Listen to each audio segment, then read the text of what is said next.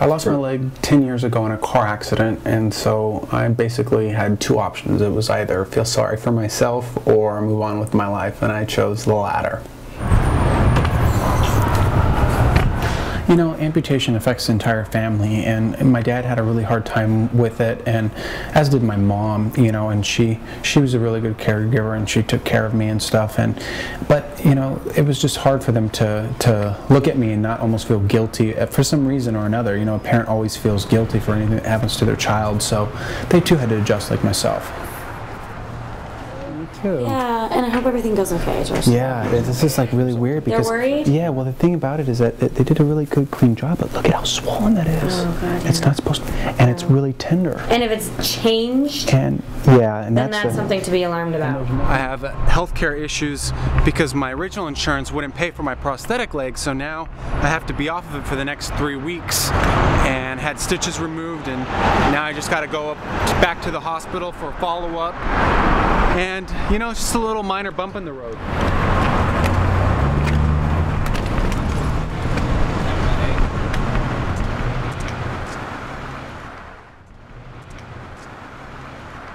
So it was about 2 to 3 months, and the process went from being in a wheelchair and then moving into crutches, and then from crutches to getting a prosthetic, and then from a crutches to a cane, and then to walking the way I am now. And it wasn't until about another year thereafter when I started to engage in like riding a bike and surfing again, and really building up my confidence level. I forgot what it's like to be on crutches. You know, when I have a prosthetic leg, I get up in the morning, go to the gym, work, go play volleyball, and now my life has come to a minor standstill. So it's kind of frustrating. You know, amputation, or I should speak for baloney amputations, it's 80% mind, 20% disability. So if I tell myself I can't do something, then I'm not going to be able to do it. If I tell myself, hey, why don't you try to aim higher, then I will be able to aim higher. Skiing was a lot like learning how to walk again. You're going to fall, but you have to dust yourself off and pick yourself back up and continue moving forward. I just started karate in New York right before I moved to DC to work for the ACA, so I'm still a white belt. This one? Yeah. That's my grandmother, actually.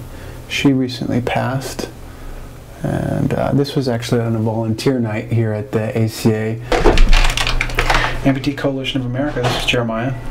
He went out of his way to call me as soon as he found out the position was open and sell himself and tell me why he was the perfect candidate for this position. And he was right, he was. Nobody prepares an amputee for the sockets, the fittings, the insurance, the learning how to walk again, body image issues, becoming active again, becoming going back into the workforce, dating, relationships. There's a lot of different components.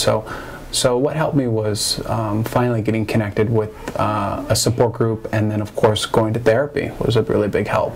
The Vets Administration, or Walter Reed, is kind of at the forefront in technology, and manufacturers are really kind of pushing the envelope as veterans are coming back and returning from the war without limbs. The government has allocated a lot of funds and have really helped enable them to return to active duty and return to quote normal life. What we're seeing in the civilian population is the disparity in healthcare.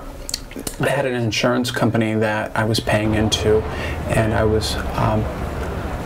was an imposed cap of $2,500 on my insurance probably per year.